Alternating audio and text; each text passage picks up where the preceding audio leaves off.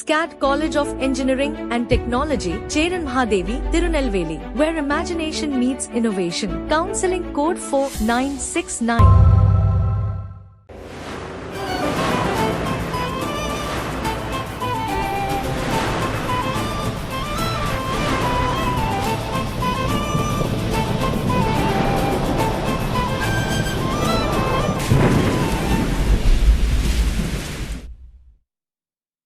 பாமகவில் ஏற்பட்டுள்ள பிரச்சினைக்கு சுமூக தீர்வு கட்டாயம் எட்டப்படும் என தெரிவித்த அக்கட்சியின் நிறுவனர் ராமதாஸ், தீர்வு இல்லாத விஷயம் என இவ்வுலகத்தில் எதுவும் இல்லை என தெரிவித்துள்ளார். அவர் தெரிவித்த கருத்துக்களை பேச்சு பேட்டி கருத்து பகுதியில் பார்க்கலாம்.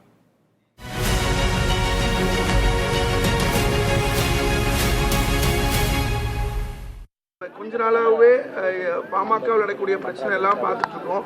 இதுக்கு ஒரு நிரந்தரமா ஒரு சுமூக தீர்வு எட்டப்படுமா, நீடிக்காம இருக்குமா? நிச்சயமா. அதாவது எல்லாத்துக்கும் எந்நாட்டிலும் இந்த உலகத்துல தேர்வு இல்லாம எதுவும் இல்லை. எல்லாத்துக்கும் ஒரு தேர்வு இருக்கத்தானே செய்யுது.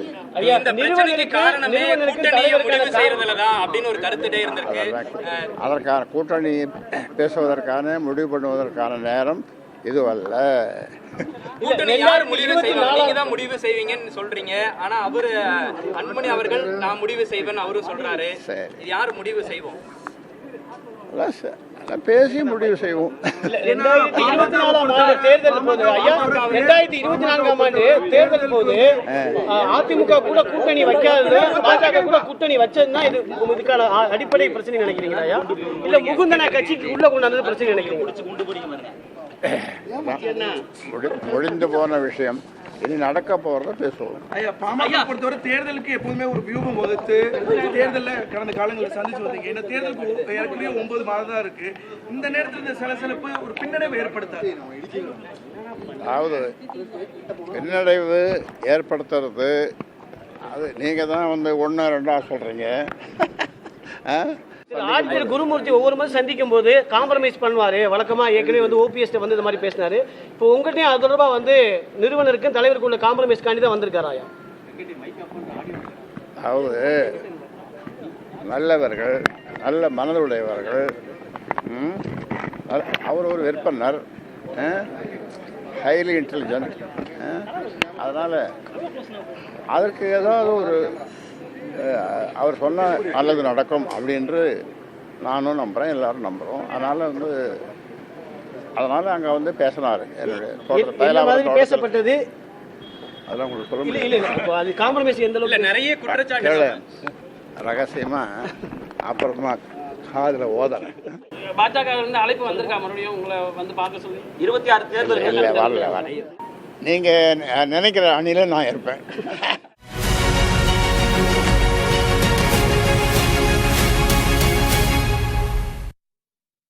கிளாம்பாக்கம் பேருந்து நிலையத்திலிருந்து பேருந்து சேவை முறையாகவும் சீராகவும் இருப்பதை உறுதி செய்ய வேண்டும் என தமிழக அரசை எதிர்க்கட்சித் தலைவரும் அதிமுக பொதுச் செயலாளருமான எடப்பாடி பழனிசாமி வலியுறுத்தியுள்ளார். நிர்வாக திறனற்ற ஆட்சிக்கு கிளாம்பாக்கமே சாட்சி என தனது எக்ஸ் பக்கத்தில் பதிவிட்டுள்ள எடப்பாடி பழனிசாமி, கடந்த 3 நாட்களாக கிளாம்பாக்கம் பேருந்து நிலையத்தில் போதிய பேருந்து வசதிகள் இல்லை என்பதால் மக்கள் அவதியுறுவதாக செய்திகள் வருவதாக குறிப்பிட்டுள்ளார். திட்டமிடலின்றி கிளாம்பாக்கம் பேருந்து நிலையத்தை திறந்த திமுக அரசு அதை முறையாக நிர்வாகம் செய்து பேருந்து வசதிகளை உறுதி செய்யவில்லை என்றும் விமர்சித்துள்ளார். பக்ரீத் முகூர்த்த நாள் நிறைந்த வார இறுதியில் மக்கள் கூட்டம் அதிகமாக இருக்கும் என அரசுக்கு தெரியாதா என வினவியுள்ள எடப்பாடி பழனிசாமி, சொந்த ஊருக்கு செல்லக்கூட மக்களை பரிதவிக்க வைக்கும் அரசுக்கு தனது கண்டனங்களை தெரிவித்துக் கொள்வதாகவும் குறிப்பிட்டுள்ளார்.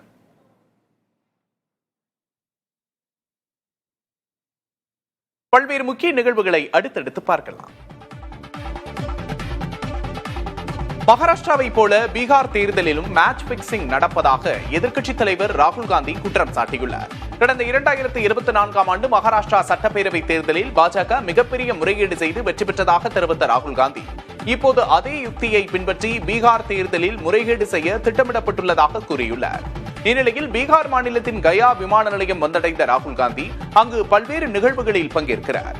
மாலையில் நடைபெறும் நிகழ்ச்சியில் கலந்து கொள்ளும் அவர் பெண்களுக்கு உதவித்தொகை உள்ளிட்ட முக்கிய அறிவிப்புகளை வெளியிடுவார் என்று எதிர்பார்க்கப்படுகிறது. பீகார் தேர்தலுக்கு முன்பாக ராகுல் காந்தியின் பயணம் முக்கியத்துவம் வாய்ந்ததாக பார்க்கப்படுகிறது.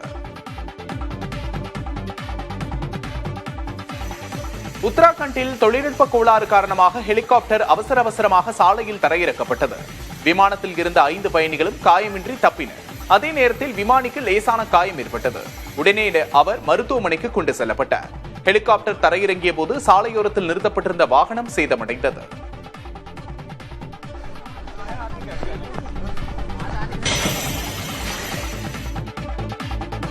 உலகின் உயரமான ரயில்வே பாலமான செனாப் பாலத்தின் வடிவமைப்பில் இந்திய அறிவியல் நிறுவனத்தின் பேராசிரியர் ஜி மாதவி லதா முக்கிய பங்காற்றியுள்ளார்.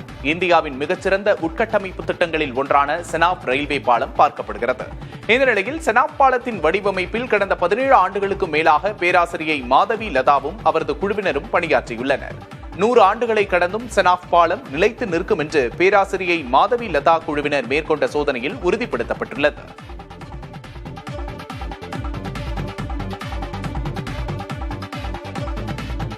ஆந்திர மாநிலம் திருப்பதி ஏழுமலையான் கோவிலில் இலவச தரிசனத்திற்கு 20 மணி நேரம் காத்திருக்கும் நிலை ஏற்பட்டுள்ளது.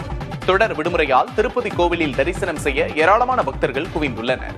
இலவச தரிசனத்தில் வைகுண்டம் காம்ப்ளெக்ஸில் உள்ள 31 அறைகளும் நிரம்பியதால் சிலாத்தோரணம் வரை 3 கிலோமீட்டருக்கான வரிசையில் பக்தர்கள் காத்திருக்கின்றனர்.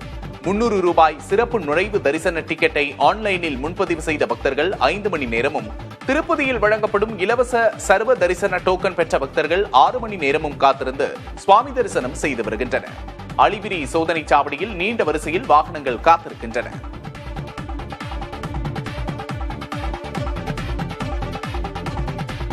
தமிழகத்தில் மேலும் ஒரு சுங்கச்சாவடியை தேசிய நெடுஞ்சாலை ஆணையம் திறக்க உள்ளது. தஞ்சை விக்கிரவாண்டி இடையே மானம்பாடியில் வரும் 12ஆம் தேதி புதிய சுங்கச்சாவடி செயல்பாட்டுக்கு வரும் என்று அறிவிக்கப்பட்டுள்ளது. மேலும் கார், வேன், பேருந்து மற்றும் கனரக வாகனங்களுக்கான கட்டண விவரங்களும் வெளியிடப்பட்டுள்ளது. தஞ்சாவூர் விக்கிரவாண்டி தேசிய நெடுஞ்சாலை திட்டத்தில் 2ஆம் கட்டமாக சோழபுரம் முதல் சேத்தியாத்தோப்பு வரையிலான வழித்தடத்தில் புதிய சுங்கச்சாவடி அமைக்கப்பட்டுள்ளது.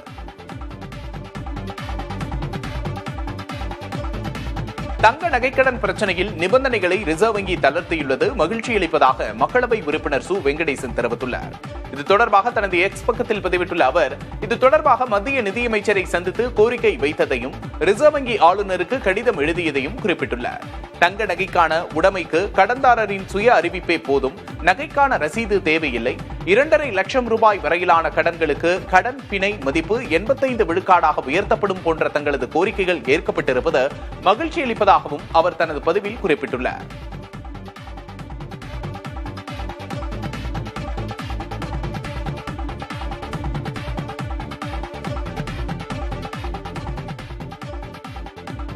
தமிழகத்தில் பொறியியல் படிப்புக்கு விண்ணப்பித்த மாணவர்களின் எண்ணிக்கை 3,02,374 கடந்துள்ளது. விண்ணப்ப கால அவகாசம் முடிவடைந்த நிலையில் 2,49,000 பேர் கட்டணம் செலுத்தியுள்ளனர். சான்றிதழ்களை பதிவேற்ற ஜூன் 9ஆம் தேதி வரை அவகாசம் வழங்கப்பட்டுள்ளது. பொறியியல் படிப்புக்கான கலந்தாய்வு விரைவில் தொடங்கும் என்று உயர்கல்வித்துறை அமைச்சர் கோவி செழியன் அறிவித்துள்ளார்.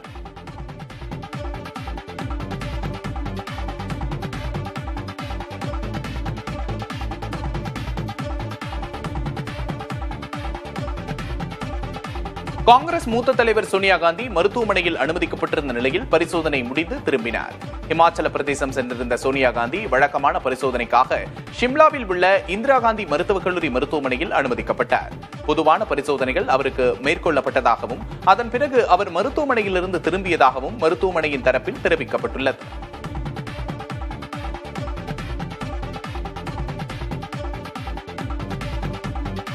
திருவள்ளூர் மாவட்டம் திருத்தணி ரயில் நிலையம் அருகில் தண்டவாளத்தில் சிமெண்ட் துண்டு கிடந்தது பரபரப்பை ஏற்படுத்தியது. மும்பையிலிருந்து சென்னை நோக்கி விரைவு ரயில் வந்தபோது திருத்தணி ரயில் நிலைய தண்டவாள இணைப்பு பகுதியில் ஜல்லிக்கற்கள் இருப்பதாக ரயில்வே பாதுகாப்பு அலுவலகத்தில் சிக்னல் கிடைத்தது. இதனையடுத்து மும்பை விரைவு ரயில் மெதுவாக இயக்கப்பட்டது. அரக்கோணம் ரயில்வே காவல்துறையினர் ஆய்வு செய்ததில் தண்டவாள இணைப்புக்கு இடையில் சிமெண்ட் துண்டு கண்டறியப்பட்டு அகற்றப்பட்டது. தண்டவாளத்தில் சிமெண்ட் துண்டு கிடந்தது குறித்து விசாரணை நடத்தப்படும் என்று ரயில்வே அதிகாரி ஒருவர் தெரிவித்தார்.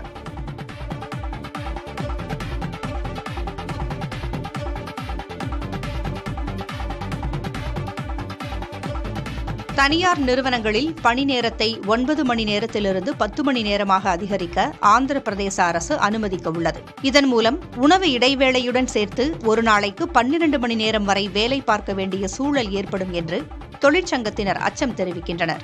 மேலும் இடைவேளை இல்லாத தொடர்ச்சியான வேலை நேரம் 5 மணி நேரத்திலிருந்து 6 மணி நேரமாக உயர்த்தப்பட உள்ளது. 75 மணி நேரமாக இருந்த ஓவர் டைம் உச்சவரம்பு 144 மணி நேரமாக உயர்த்தப்பட உள்ளது. பெண்கள் இரவு நேர பணிக்கு அனுமதிக்கப்படுவார்கள். இவற்றை நடைமுறைப்படுத்த தொழிற்சாலைகள் சட்டத்தில் திருத்தங்களை மேற்கொள்வதற்கு ஆந்திர அமைச்சரவை ஒப்புதல் அளித்துள்ளது. தொழில் நிறுவனங்களுக்கு ஏதுவான சூழலை உருவாக்குவதற்காக இதுபோன்ற சட்ட திருத்தங்கள் மேற்கொள்ளப்படுவதாக அரசு கூறுகிறது. ஆனால் இவை தொழிலாளர்களுக்கு விரோதமானவை என்று தொழிற்சங்கங்களும் மார்க்சிஸ்ட் கம்யூனிஸ்ட் உள்ளிட்ட அரசியல் கட்சிகளும் எதிர்ப்பு தெரிவித்துள்ளன. ஹஜ் புனித பயணம் மேற்கொண்டுள்ள ஏராளமான இஸ்லாமியர்கள் மெக்காவில் உள்ள காபாவில் தொழுகையில் ஈடுபட்டனர். சாத்தானை கல்லால் எரிதல் சடங்கின் 2வது நாளான இன்று ஆயிரக்கணக்கான இஸ்லாமியர்கள் 3 தூண்களின் மீதும் சிறு கற்களை எறிந்தனர். இஸ்லாத்தின் 5வது தூணாக திகழும் ஹஜ் பயணத்தை ஒவ்வொரு இஸ்லாமியர்களும் வாழ்நாளில் ஒருமுறையேனும் மேற்கொள்வதை கட்டாயமாக எண்ணுகின்றனர். ஹஜ் பயணம் என்பது உலகில் அதிகளவில் மக்கள் கூடும் நிகழ்வாகவும் ஒற்றுமையின் மிகப்பெரிய வெளிப்பாடாகவும் பார்க்கப்படுகிறது. நார்வே செஸ் தொடரில் குகேஷ் தோல்வியடைந்த நிலையில் மேக்னஸ் கார்ல்சன் சாம்பியன் பட்டம் வென்றுள்ளார். நார்வே செஸ் தொடரில் மேக்னஸ் கார்ல்சன் இந்திய வீரர் அர்ஜுன் எரிகைசி இடையேயான போட்டி டிராவில் முடிந்தது. தொடர்ந்து நடைபெற்ற தொடரின் இறுதிச் சுற்றில் குகேஷை அமெரிக்காவின் ஃபேபியானோ கருவானா வீழ்த்தி 31 புள்ளிகளை பெற்றார். இதன் மூலம் மேக்னஸ் 16 புள்ளிகளோடு நார்வே செஸ் தொடரில் 7வது முறையாக சாம்பியன் பட்டம் வென்றார். ஃபேபியோனா கருவானா 15.5 புள்ளிகளோடு 2ஆம் இடமும், குகேஷ் 14.5 புள்ளிகளுடன் 3ஆம் இடமும் பிடித்தனர். ஆப்கானிஸ்தானில் ஒரே நாளில் அடுத்தடுத்து 2 முறை நிலநடுக்கம் ஏற்பட்டுள்ளது. அதிகாலையில் அடுத்தடுத்து நிலநடுக்கம் ஏற்பட்டிருக்கிறது. முதலில் ஏற்பட்ட நிலநடுக்கம் ரிக்டர் அளவுகோலில் 4.2ஆகவும் அடுத்து ஏற்பட்ட நிலநடுக்கம் 4.3ஆகவும் பதிவாகியுள்ளது என்று தேசிய நில அதிர்வு மையம் தெரிவித்துள்ளது. ஆப்கானிஸ்தானில் 126 கிலோமீட்டர் ஆழத்தை மையமாக கொண்டு இந்த நிலநடுக்கம் ஏற்பட்டிருப்பதாகவும் தேசிய நில அதிர்வு மையம் தெரிவித்துள்ளது. அடுத்தடுத்து ஏற்பட்ட 2 நில அதிர்வால் ஆப்கான் மக்கள் அச்சத்தில் உறைந்துள்ளனர். இதனால் ஏற்பட்ட சேதம் மற்றும் பாதிப்புகள் குறித்து எந்தவித தகவல்களும் வெளியாகவில்லை. ரிசர்வ் வங்கி கடன் வட்டி விகிதத்தை தொடர்ச்சியாக 3 தவணைகளாக 1% குறைத்திருக்கிறது. இதனால் பொதுமக்களுக்கு கிடைக்கும் பலன் என்ன என்பதை விளக்குகிறார் வணிக பிரிவு செய்தியாளர் கௌசல்யா.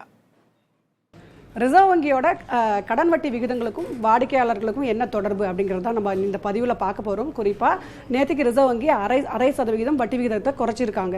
இந்த பிப்ரவரியிலேருந்து தொடர்ச்சியாக இந்த ஆண்டில் மட்டுமே 1% வட்டி விகிதங்கள் குறைக்கப்பட்டிருக்கு. இது வாடிக்கையாளர்களுக்கு எந்த மாதிரியான பலனை கொடுக்க போகுது அப்படிங்கிறது தான் நம்ம பார்க்க போகிறோம். குறிப்பாக நம்ம எல்லாருமே வீட்டு கடன் வாங்கி தான் நம்ம வீடுகளை வாங்குறதோ அப்படிங்கிற ஒரு பெரிய பழக்கமாக இருக்குது. அந்த வகையில் வீட்டுக்கடனுக்கு எந்த மாதிரியான பெனிஃபிட் கிடைக்குது அப்படிங்கிறத முதல்ல பார்க்கலாம். வட்டி குறைப்புக்கு முன் ஒரு வாடிக்கையாளர் 50 லட்சம் ரூபாய்க்கு கடன் வாங்கியிருக்காரு அப்படின்றதையும் வச்சுப்போம். அவரோட வட்டி விகிதம் 9.5% அப்படின்றதையும் பார்த்துக்காங்க. 20 ஆண்டுகளுக்கு அவர் வட்டி கட்டி நான் கடனை அடைச்சிக்கிறேன் இந்த வீட்டுக்கு அப்படின்னு சொல்லி ஒரு அக்ரிமெண்ட்ல இருக்காரு அப்படின்னு வச்சுக்கோங்க. அவருக்கு என்ன அப்படின்னா 46,607 ரூபாய் மாத தவணை, அதாவது இஎம்ஐ அவர் செலுத்திட்டு வந்துட்டு இருப்பாரு. இதனால அவருக்கு மொத்த டெனருக்குன்னு பார்த்தீங்கன்னா இந்த 9.5%, 61,85,000 ரூபாய் கிட்டத்தட்ட அவங்க வட்டி கட்டுற மாதிரி இருக்கும் வங்கிகளுக்கு. ஆனா இப்ப இந்த வட்டி குறைப்பு அப்படின்ற இந்த நடவடிக்கைக்கு பிறகு அப்படின்னு பாத்தீங்க அப்படின்னா அதே வாடிக்கையாளருக்கு வட்டி விகிதம் 1% குறைக்கப்பட்டு 8.5% குறைஞ்சு போகுது. இதனால இதே ஆண்டுகள்ல இருந்தாலும் அவரோட வட்டி அப்படின்றது பாத்தீங்கன்னா மாத தவணை 43,391 ரூபாய் அப்படின்ற அளவில் தான் இருக்கும். அதாவது வட்டியே பாத்தீங்க, அதாவது மாத தவணையே பாத்தீங்க அப்படின்னு சொன்னா 3,216 ரூபாய் அவருக்கு குறையுது இந்த வட்டி விகித குறைப்பு அப்படின்ற ஒரு பலன் கிடைக்கும்போது. அதனால என்ன ஆகுது அப்படின்னா அவரோட இன்ட்ரெஸ்ட்டுமே பாருங்க, அவருக்கு வங்கிக்கு செலுத்த வேண்டிய இன்ட்ரெஸ்டோட அளவுமே 7,71,695 ரூபாய், அதாவது நல்ல ஒரு லம்சமான ஒரு அமௌண்ட் அவங்களுக்கு குறையிற வாய்ப்பு இருக்கு. இதுதான் வட்டி குறைப்புக்கான பலன். அதாவது ரிசர்வ் வங்கிக்கும் பொதுமக்களுக்குமான ஒரு தொடர்பு முக்கியமான விஷயம் அப்படின்றதே சொல்லலாம். அதே நேரம் அப்படின்னு பார்த்தீங்க அப்படின்னா இந்தியாவில் நிறைய மூத்த குடிமக்கள் என்ன பண்ணுவாங்க அப்படின்னா டெபாசிட்டுகள், அதாவது என்னன்னா நிலையான வட்டி கொடுக்குற டெபாசிட்டுகளை நம்பி தான் இருக்காங்க. அவங்களுக்கு என்ன ஆகும்னா இதே மாதிரி இந்த வட்டி குறைப்பு டெபாசிட்டுக்கான வட்டி விகிதங்களும் குறைய வாய்ப்பு இருக்கு. ஆனால் என்ன அப்படின்னு சொன்னா இந்த கடன் அப்படிங்கிறது கடன் நிறைய இருக்கவங்களுக்கு இது ஒரு சாதகமான விஷயமாவே பார்க்கலாம். இந்த கடன் வீட்டு கடன் மட்டுமல்ல, வாகன கடன், தனிநபர் கடன், இப்படி எல்லா கடன்களுக்குமே வட்டி விகிதங்கள் குறைய சூழல் ஏற்பட்டிருக்கு.